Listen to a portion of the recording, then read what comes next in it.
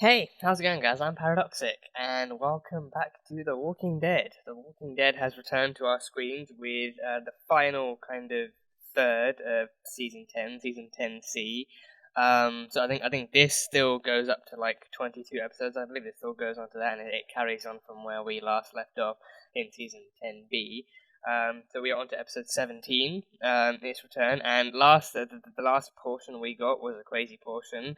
I reacted to the last episode of that portion, and I believe that reaction is still up on the channel and has not faced any kind of copyright issues as of yet. And I did react to the beginning of it, and then I kind of fell off the wagon and decided to catch up on it on my own time, which I did. And then the final episode came out, and I thought, you know what, I'm still into this show. I'm still into reacting to it, so I'll just put this up and see what's what. And enough people seem to be okay with it, so I'm hoping that I can actually push through with the reactions of this final portion. And I think season 11 has been confirmed to be the final season. Season 11 is the final season of The Walking Dead, and I think they're still going forward with the films they've planned out for Rick, and they're also doing a spin-off show. I think they're also doing two different spin-offs. I believe they're different ones. They're starring Daryl, and Carol as well. So Melissa and Norman will be returning for their own individual spin-offs, which will be interesting to see. So I believe that this, potentially this season, but also especially the final season, will end in a way that kind of leads off into. I mean, I don't know if they're going to be like prequels, maybe, because I don't know if it's going to be like a prequel for their story, like how they actually met up with the rest of the group back in season 1, or if it's actually going to be following their adventures, following however season 11 ends, or what's going to happen. But I think a prequel. I mean, those two characters are undeniably kind of hardcore fan favorites of pretty much the entire fandom. So people are willing to follow any story starring those two, especially if they're going to be together. But yeah, I guess we'll have to wait and see where that entails. But yeah, so season 10. I think season 11. I think yeah, that being the finale. I mean, when that finale was announced, it was kind of surprising and heartbreaking at the same time. I think yeah, I mean, like looking at a show like Supernatural, like it having gone on for 15 seasons, I think you'd want a show to go on forever because of how much you love it, but at the same time, it's like, if you love it, you also want it to kind of end with some kind of sense of dignity and integrity instead of carrying on just for the sake of ratings and everything. So, Supernatural, it did not carry on without any flaws. It definitely had flaws. It definitely had flawed seasons. So it carried on. It still gave us great moments and great stories, but it didn't carry on with no problems whatsoever. So if they believe they can bring The Walking Dead to an end at season 11 with a great story and with a great ending for characters, then by all means, just give us an ending we can actually be proud of and we can actually be happy with and stuff like that. So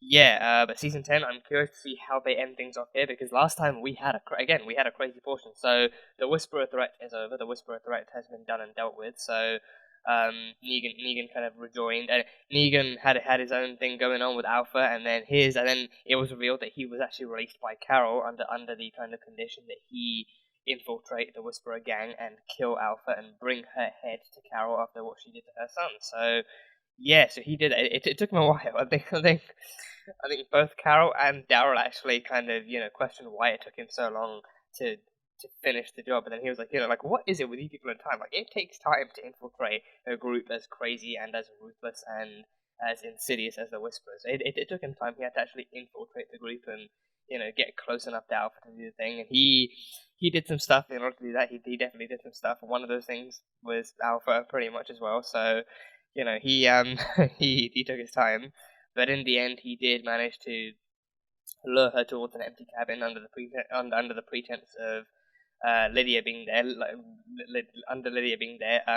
At which point Alpha had actually, managed to actually let go of Lydia and forget her as her daughter, and instead as an actual kind of traitor to the group and stuff. So he managed to lure her there, and then he beheaded her and handed her zombie head onto a pike for Carol to kind of treasure for the rest of her days until until Beta came along and then stole her head and skinned her and made a mask. It was a whole thing. It was a whole thing. You guys should remember it crystal clearly, I'm sure. But that was the thing. And then I think one of my favorite plot lines, in those last few episodes was the whole thing going on with Eugene and Stephanie, like that radio kind of partnership, friendship makeshift relationship thing he had going on. Like the first human he gets along with, and he almost instantly falls in love with.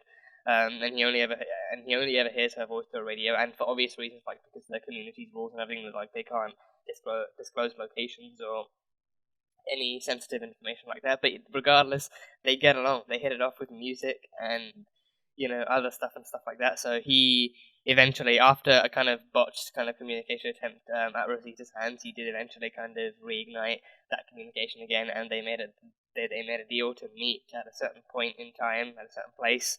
And on the way there, they met the princess too. I can't wait to see more of the princess. I'm already like, I think it was like 2 or 3 episodes we got with her, and I was already in love with her. So I cannot wait to see more of the princess. She's amazing. She's amazing and she's adorable. So I can't wait to see more of her. But they eventually got to, I think it was like a train track looking place, like an abandoned junkyard or like a train yard or something, and they went to meet her there, and it seemed like all hope was lost and no one was coming. And then we didn't get Stephanie. We got Laura and Stormtroopers. We got guys literally dressed head to toe in what looked like Halloween Stormtrooper costumes, and like they had guns with like not even makeshift bayonets. They had like military grade looking weapons and armor and stuff like a whole squadron of them. So it's been revealed that they are the Commonwealth. They are the Commonwealth, and one of the bigger kind of character and plot arcs from the comics where they are a society. They are a society that has somehow managed to maintain financial and kind of economic kind of stability in the wake of the apocalypse. Like they have a society, they have a city all to themselves. They still live off of money. They still actually pay for stuff using presumably American dollars and everything. Like they actually have a society. So that is something I really want to get into. See just like how they managed to do it. And I think I can't help but think that maybe there is something deeper going on. Maybe there is something more evil going on. Like they've managed to live so long because maybe the core members or the leaders or whatever, like maybe they've actually managed to do something darker and shadier behind the curtains, and everyone else who's actually living in society is just blissfully unaware of it, or they're kind of in on it or whatever. But they are, I think, from what I've heard, they are like the final arc from like the earlier portion of the comics, or or at least it's one of the bigger arcs from the comics, and one of the bigger character appearances from the comics. So it makes sense that as they close out, I think, if they are as big as people say, then I think I can definitely kind of imagine them moving into season 11, because I think this is like the final quarter, pretty much, of season 11. So season 10 even. So I can definitely see them, kind of carrying that threat on and carrying those characters on and actually fleshing them out well into season 11, and that being the final thing. And I think that's also an interesting thing too, like for The Walking Dead, like for like a show that revolves around a group of people who have abandoned society, just simply because they had no other choice. Like a group like that coming up against a group that actually lives and performs as an actual like somewhat like a mimicry of society before the outbreak and everything. It seems like an interesting kind of clash to have, like a post-apocalyptic society versus an actual society and everything. So that would be interesting to see. But yeah, so we had the Commonwealth, and Maggie returned. In the final episode. She read up on a letter. I can't remember who it was written by, but she read up on a letter that kind of caught her up on everything that was going on and how people had died, and the Whisperers were, like the biggest, most malicious threat they faced. And she returned with a bow and arrow, and also like a mysterious kind of masked warrior who saved. I think he saved. Is it Alden? Is his name Alden? I think Alden and Aaron. I think Aaron. Yeah, Aaron and Alden were together in the forest, and they were captured by Whisperers, and then he saved them. And then Gabriel was in the kind of tower where the other Alexandrians were kept, and then he kind of stayed behind to fight back and sent Judith off to stay with the kids, and the old guy who got bitten and died later, and then he got overrun, and then the Masked Warrior came back, and the Knight came back. It was a whole thing, again, a whole thing, so it was a crazy finale. So I can't wait to see how they pick things up going forward from here. So, Maggie returning, I've seen screenshots. I think that the Walking Dead account on Twitter did post screenshots of Maggie and Negan kind of reuniting and stuff, so that is going to be interesting to see how that picks up, because I think it's undeniable that Maggie is not going to be in any position or mindset to forgive him or let bygones be bygones, no matter what he's done for the group. So it's going to be an interesting kind of clash to see, and the tensions will be at an all-time high. So I'm curious to see how that kind of stuff will be executed. But regardless, we had Maggie returning, and Connie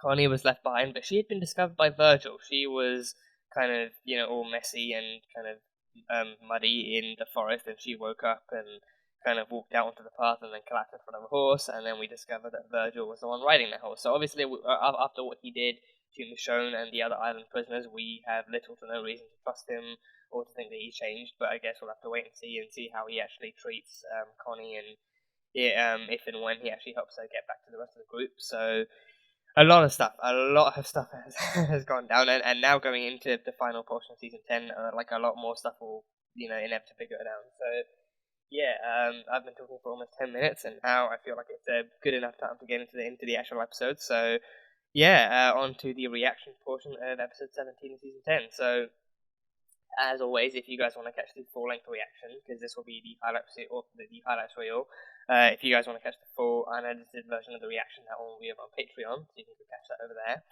But yeah, on to The Walking Dead, season 10, episode 17. Let's go. Mom's looking at the very same stars as us. I've said the same to Hershel. Hershel. Even thought it myself about all of you. How old would Hershel be now? Would he be the same age as Judith, or Under the same more like sky. RJ? Oh boy, okay, it's this early, it's this soon. We're not even 10 minutes in, and it's this soon. Okay. Negan, don't you say anything, don't you, I just said don't say anything, and you say, hey Maggie, really? That's what you want to start off with? Yeah. Oh god, this is gonna be a nightmare.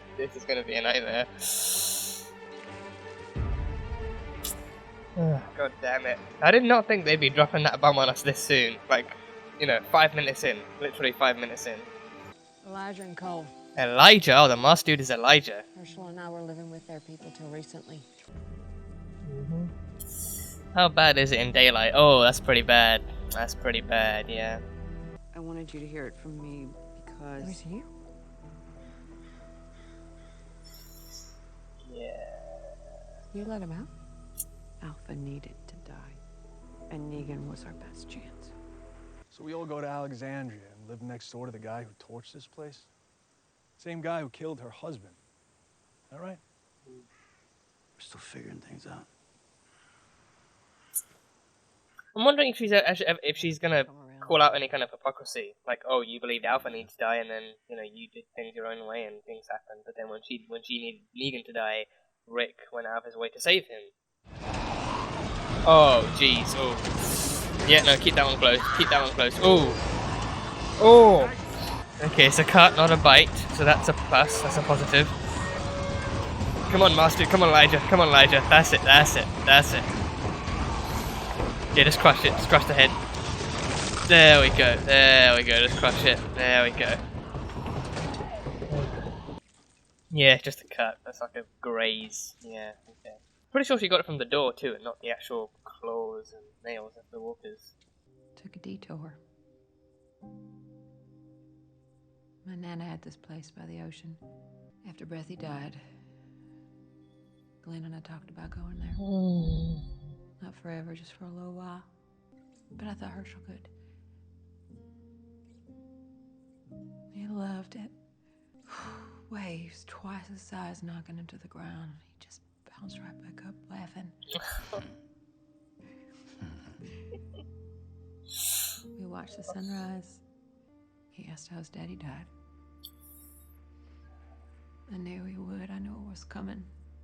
I told him that a bad man killed him. It's pretty accurate. That's pretty accurate. To know if that man got what he deserved. Oh god. I wanted to know if that man was dead. Not sure why you're asking such good questions at such a young age. God damn it. It's not decided with Negan. Not yet. And what Carol did, she didn't make... She felt she had to. God knows what I would have done if I was there. Alone in a cell with him, she would have...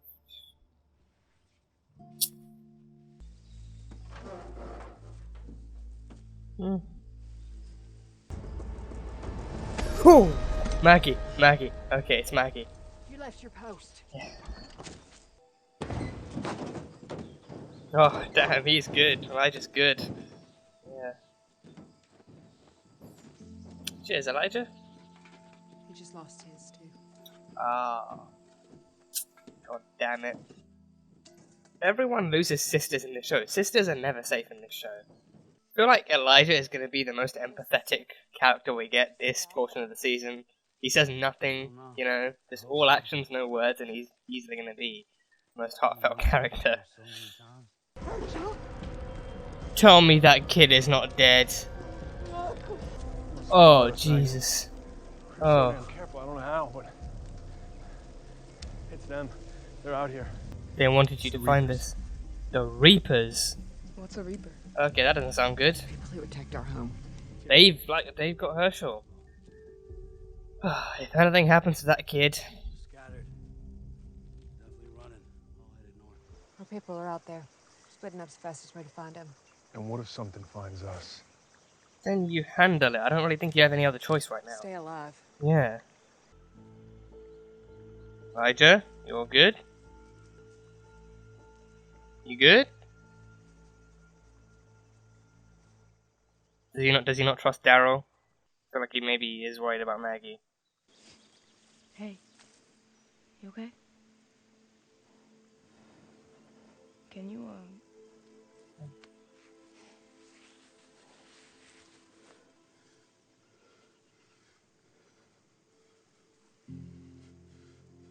Oh wait, did the Reapers take his sister? It's a lot. Did the Reapers kill his sister?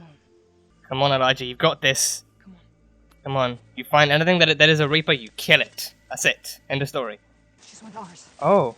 Come on, let's go. Oh, she's one of them. Sorry. Okay. Huh. Okay, definitely not Reapers then. Okay. Where's Hershel? Kim had him. He's out here somewhere. It's been hours. You're the first people we've seen. Oh. Whoa! Oh my god. Oh, Jesus. Was that an arrow or a bullet? Yeah, bullets. Those are bullets. There's gotta be bullets. Oh no, who was that? Oh, Christ. Right in the gut. Oh, she's next. Oh, shit. Oh, she's next. Oh. Oh. My, yeah, they're both. Yeah. I think she saw Hershel. That's what she's trying to tell me. Oh. We gotta get to him first. Whoa. Okay. This is a sniper with a damn good shot. We should try. Jesus. There's only one shooter. Yeah. Oh, that's the gun. And the shooter's gone. The shooter's gone. Are they camouflaged? They're camouflaged! Right in the face, come on, right in the face. Oh, fuck. Oh, tripwire. God damn it. Whoa. Okay. Oh, Kelly and them made it. They made it back. Nice one, Kelly. Who are you? Who are you? What do you call yourself? Boat walk, Jim. Grenade. Get back. Grenade. down! Get up. Jesus.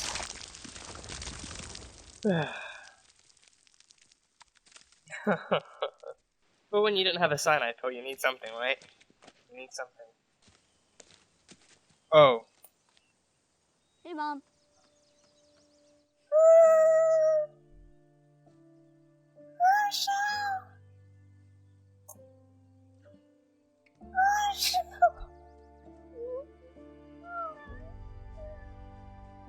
He's a spitting image of his daddy. Oh.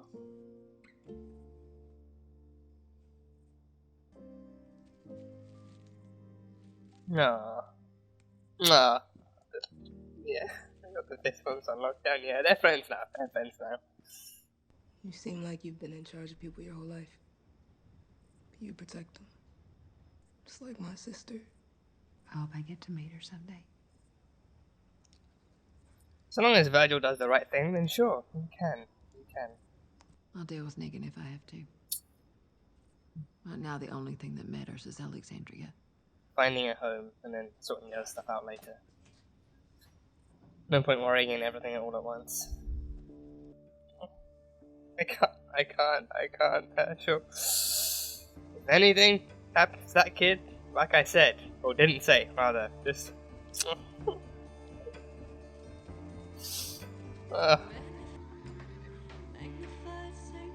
Yeah, Negan, just stay away from Maggie. Just stay away from Maggie.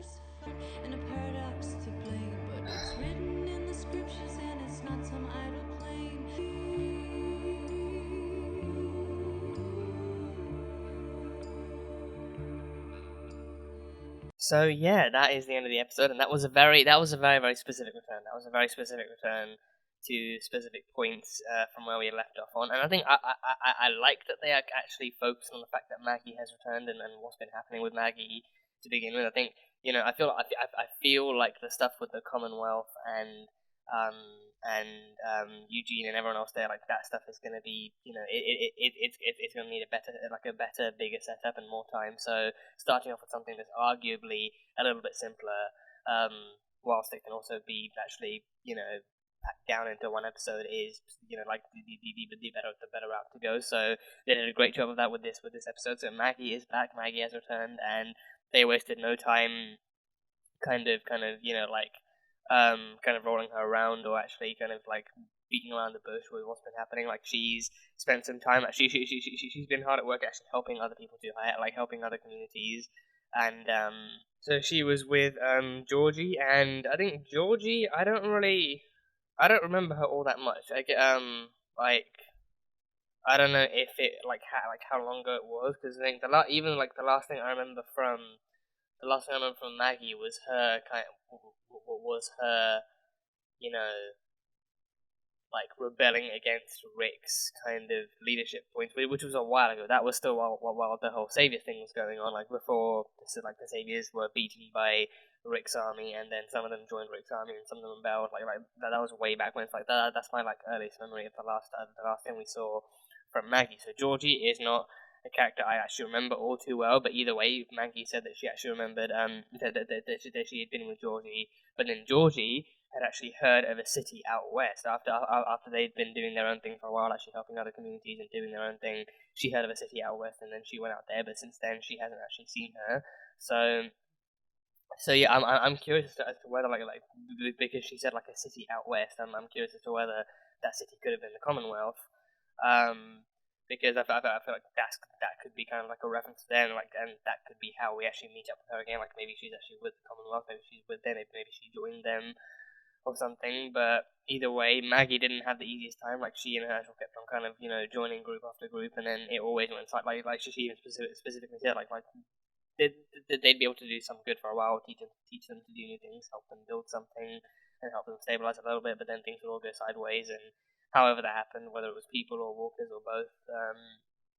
So yeah, but her most recent thing, I think the most recent community she joined that then fell apart was the one with Elijah and Cole and those two other people we saw. So they didn't have the easy end of the stick either. They were taken apart by the Reapers. So the Reapers, I feel like they are a new enemy. I feel like, because I'm curious as to whether the Commonwealth are actually going to be like an enemy or not. I mean, it wouldn't exactly be uncommon for us to have two enemies, I guess, in one kind of story, like one that's like kind of human and like another that's not. Like the Reapers, I think they definitely seem more. I think based on the army dude that was like head to toe in camouflage, and he had like a high military grade sniper rifle, and he had a grenade on him instead of like a cyanide pill or whatever. It definitely seems like the Reapers are at best they're at best like a ruthless kind of like warrior group, or like a militia of some kind. Like maybe not all of them are former military people, but they all still have some kind of ruthlessness or like kind of tactical awareness about them that they use to brutally put down their enemies and their prey and everything. So then and the guy said Pope had marked Maggie. So Pope, that's clearly a sign like someone out there is a member of someone out there called Pope is a member of the Reapers, and for whatever reason they marked Maggie, and for that reason she and Hershel and her group are being hunted. So yeah, so that's that. I don't really know where else to go with that. But I mean, I don't know. I feel like maybe because I think another thing is like the groups we've seen so far have also kind of like not just been groups that have been evil out of self-interest, but also in the kind of in the effort to actually put other groups down. So like they don't just survive on their own, but they also survive by hunting down other groups and killing them, or like because they're just bad people. Like they're just kind of like naturally killers, and they go out their way to hunt other groups down. Like even the way Maggie kind of explained their own downfall at the hands of the Reapers, like in like we did nothing to you, we're not bad people, yet you hunted us down and tore us apart. So why'd you do that? So I feel like it could be just the fact that like they're just kind of psychopathic or whatever. So I feel like that might play into this. But that'll be interesting. So yeah, but I guess we have yet to see more of the Reapers and see what they're actually like and see just how bad they are. Because again, like even the various groups we've had like stuff like the Saviors that are led by Negan. They were their own they were their own special breed of bad. And then we had the Terminus people. They were cannibals, and the Whisperers were I think on paper definitely the creepiest. Like people who have actually learned to blend into the whole kind of walking among the dead type of concept and stuff like that. I think even on screen, I think they had like a definite like creepy kind of cultist kind of vibe around them. But I don't know. I guess like in terms of execution, I didn't really hate them. It's just like just felt kind of like it felt weird at times, kind of watching them on screen. It felt just kind of like seems like these guys are trying too hard to be what they're at, to be what they are, and like just the mere existence of them is creepy enough. Like like their introduction was great, and then the more you got into them, it's like okay, like it definitely seems like there's more of like a cult kind of vibe around them more than there is like survival and stuff like that. So yeah, not to say I hated the Whisperers, I did still enjoy them for what they were, but I think the Reapers also seem like a fairly kind of textbookish kind of group, so I'm kind of interested to see how the group actually comes up against them, and then seeing, of course, what the Commonwealth is really like, seeing if they are going to be villains. I don't know if they're villains in the comics or not, but that's the extent of my knowledge, that they are actually a group of people who have managed to kind of mimic what society used to be in a world that has utterly gone to shit. So yeah, that should be fun. So yeah, we met Elijah and Cole. So we actually got a name for the masked warrior dude. He is Elijah. And yeah, they were two of the kind of very few survivors left from Maggie's new group, and they were kind of very kind of on their like not on their own, but they seem like fairly well established characters already. Like they already have a goal in mind. They already have like a history to them. They already have like a future that's kind of set out in front of them. So it seemed cool seeing them connect to Daryl and Kelly. So yeah, and Elijah too. And we got a face reveal. I didn't think we'd get a face reveal this soon. I thought he literally kind of he seems to bond okay with Kelly. Like he seems to like actually bond pretty well with Kelly. Even at the very end, like him handing her the food at the end in inside the trailer and giving her a fist bump and everything. Like a friendship's already been established and everything. So that was cool. But I didn't think we'd get a face reveal this soon. I thought they'd actually maybe build up to that a bit more. But I'm not too disappointed either way. It was cool. I think from that alone as well, I feel like I think it's also kind of like it's an attempt to humanize him definitely, because I think not to say that he wasn't like a human character before, but I think it kind of goes further to establish the fact that he is a very very traumatized kind of character. He's had a lot happen to him. He even lost his own sister at the hands of presumably at the hands of the Reapers, presumably their hands, but also he connects to Kelly in that sense too. He lost his sister, but I think he also senses that there is still the hope for Kelly of actually getting Connie back, and he will be there as best as he can to actually help, so that someone else doesn't lose the same thing. I mean, I think they said that he lost his sister, but I mean, the clarification seemed logical that that she actually did die, but I don't know if that's actually if she's missing, presumed dead, or if like the Reapers, because I figured that the once they were in the field with the Reapers, and then he actually started to get a lot more kind of frozen and kind of traumatic over things. Like I mean, she said that like a lot of things have happened to us, but I think in that moment I figured that it was probably because he was coming up against the same people that presumably killed his sister, so it was actually harder for him to focus and harder for him to be the usual kind of badass kind of killing machine that he usually is. But I think that kind of adds to his character even more. The fact that he can't be like a like a badass warrior 24/7. He actually does have memories in his head of losing people he cares about, and he's coming up against actual monsters too. So that I think that kind of lends into what kind of character he's going to be in the future. And I think like just the fact that he has that kind of demeanor too. The fact that he's masked up, he's wearing body armor, he's hooded, and he's like a no talk, like he's very much like an action guy, more like a talking guy. So I felt just like from that alone, he's going to be easily like the character that kind of conveys the most emotion, and the actor himself is going to be skilled enough to actually portray the character as such and stuff like that. So now that we've seen his face, it still doesn't change anything for me. I think maybe like to kind of mask his emotions and to mask his actual kind of history and to mask like who he is. Like he still kind of insists on wearing the mask and like being that kind of guy, but I think that's not really going to change, how he is from here on out. Like seeing his face doesn't really change all that much, but it still shows that he is still kind of like a different person underneath all that, and he has his own troubles that he's trying to overcome. So I'm for that reason, I think I'm looking forward to seeing how him and Kelly get along, and then finally when Connie and Kelly reunite, he's going to be happy that he actually helped someone else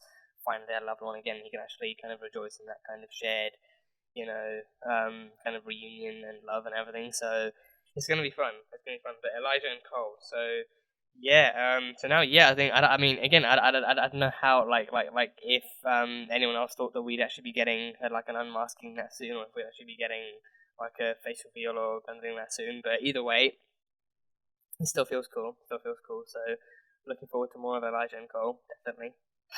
And the one face I was the most happiest to see in this episode, little Hershel, baby Hershel, not even much of a baby anymore. He's walking, he's talking, he's climbing trees.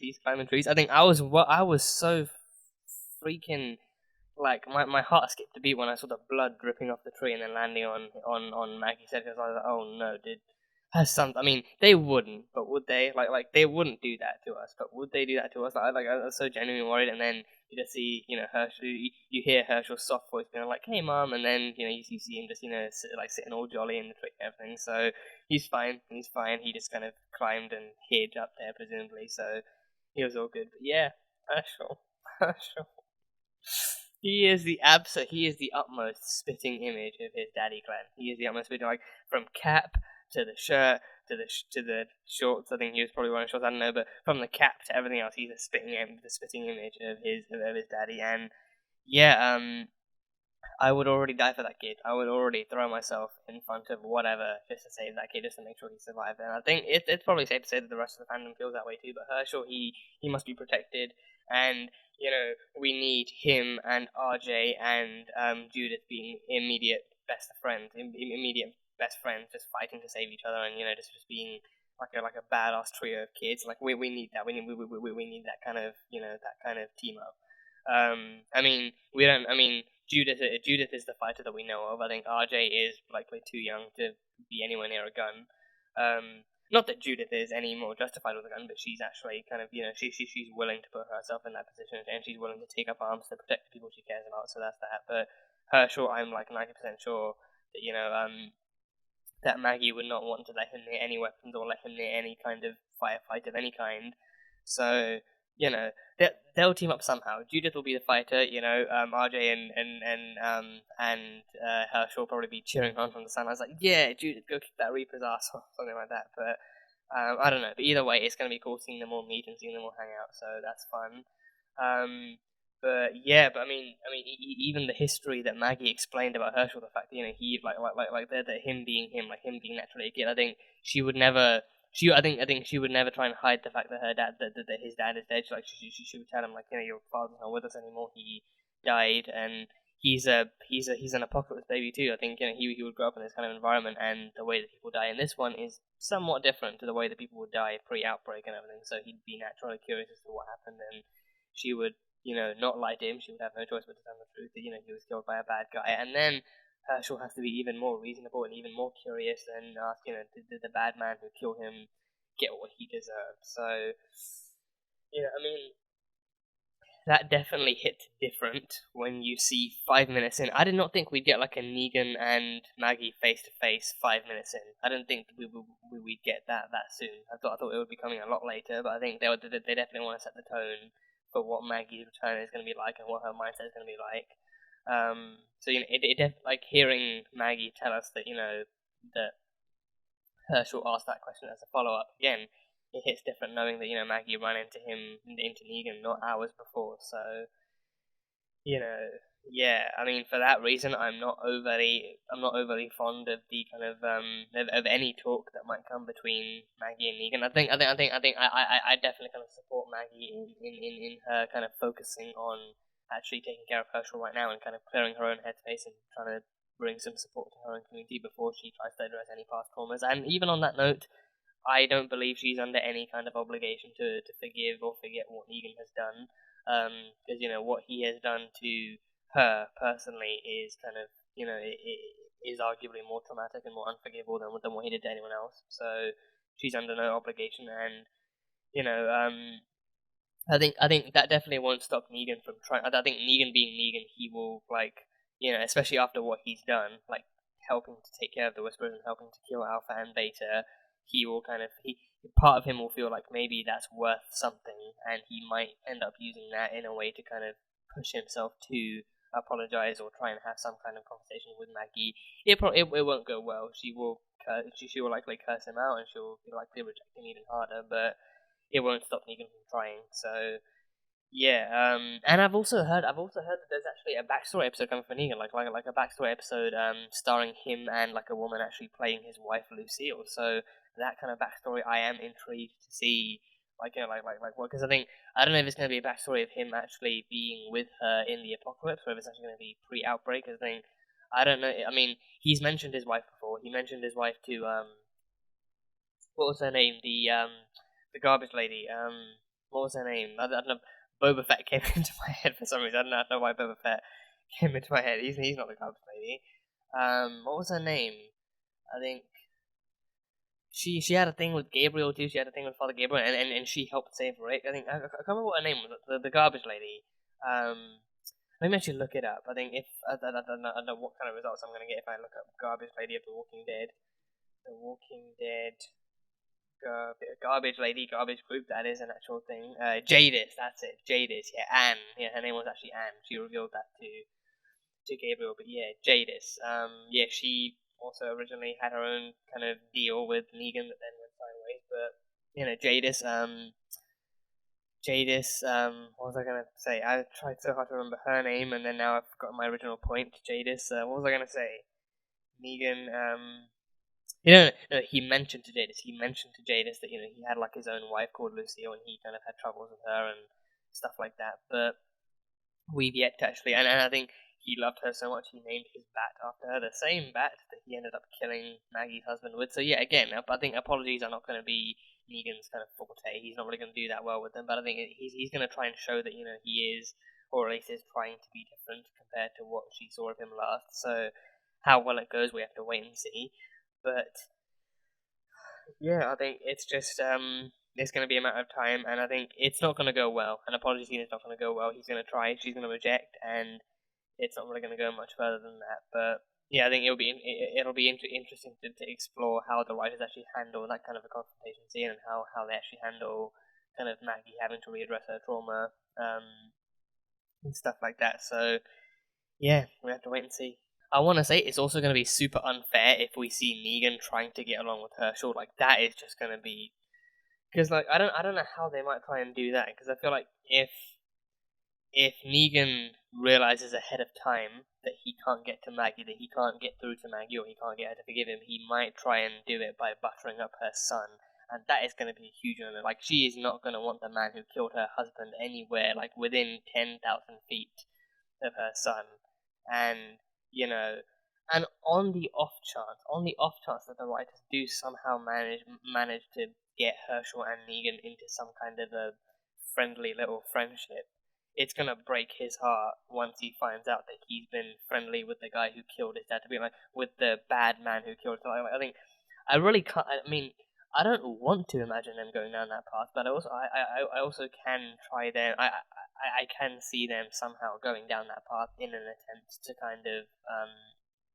in an attempt to like re-legitimize Negan as a good guy, or at least to legitimize him at all as a good guy in the eyes of Negan, in the eyes of Maggie. And I think it'll either be that, or just actually showing him actually helping like to fix up Alexandria again, and actually help like him helping to build the group back up again instead of that. But yeah, I think I don't want to see him anywhere near Hershel, but I think I'm afraid to say I can still see them somewhat going down that path. At least him actually trying, and then Daryl and or Negan, because I think Daryl will definitely kind of, I think he assured Maggie that nothing's set in stone with Negan. His punishment and his sentencing could still be, he could still just easily be thrown back in jail and left there to rot for the rest of his life. So he tried to assure Maggie, because I think he undeniably cares about Maggie miles more than he could ever care about Negan. So if Maggie says that the only way she'll be happy is if Negan's back in the jail cell, he will happily throw his ass back in there. So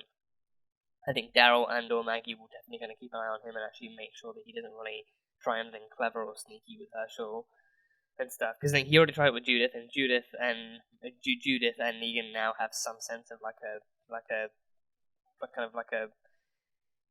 buddy cop movie type of friendship between them. Like he cares about Judith. He wants to protect her. He wants to make sure she's safe, even though she can handle herself. But the same cannot be said for any kind of relationship that the writers might have him form with Hershel. So yeah, I don't know how that's gonna go, but I have no good feelings about it. I know that much.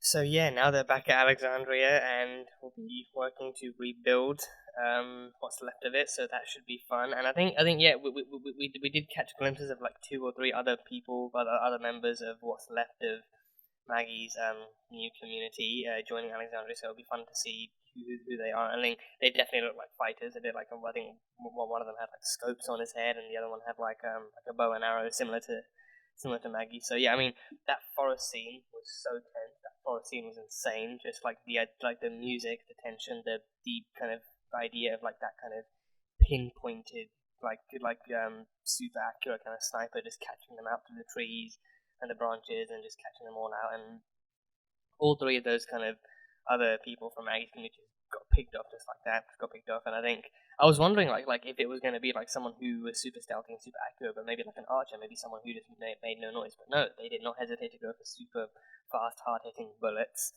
and everything. So that scene was intense. But now going forward, I think seeing what's left of Maggie's community come together and join the Alexandrians, I think they will be the ideal kind of fighting force against the Reapers. And I can't wait to see what the Reapers actually are. See if they actually are like just that, like a psychopathic kind of militia, or if they are something darker or deadlier. But they definitely proven to be dangerous. And I'm curious to see whether they are. I think even if the Commonwealth are somewhat of like an antagonist kind of arc in the in this story, I'm curious to see like who's going to be more dangerous, or who's going to be like which one's going to be worth putting a fight up against more, and seeing how that goes. And I think I want to see Eugene meet Stephanie too. I so badly hope that Stephanie isn't just like some kind of a decoy, like she's not just someone who they put up on a radio post to actually try and lure other communities out or lure other people out. I'm hoping I'm hoping Eugene actually catches a break and actually manages to find someone nice with Stephanie, and actually gets together and actually has some kind of like a happy kind of ending for him. But I guess hopefully next episode, or at least the episode after that, we'll see where Eugene and the others are with the Commonwealth, and see what's happening with them. But yeah, hopefully soon. But yeah, that is it. That is pretty much all I've got from this one. It felt like a short-ish episode. It felt like it definitely fit within the kind of time slot of like 30 to 40 minutes. So it definitely felt comfortable. And it didn't really feel like it wasted any time in bringing Maggie back or exploring her past and her present all at once. So definitely felt comfortable in that sense. So I'm looking forward to seeing what they've got in store for us next week. But yeah, that is it. That is pretty much all I've got from this one. So yeah, that was The Walking Dead Season 10, Episode 17. So thank you guys, as always, so much for being here and for watching this video. If you guys enjoyed it, then salt and burn that like button. Comment on what you thought of the episode and what you think is coming up next time from The Walking Dead. Once again, the full-length reaction for this episode will be over on Patreon, so you can go check that over there. And yeah, that is it. So, I will see you guys next time.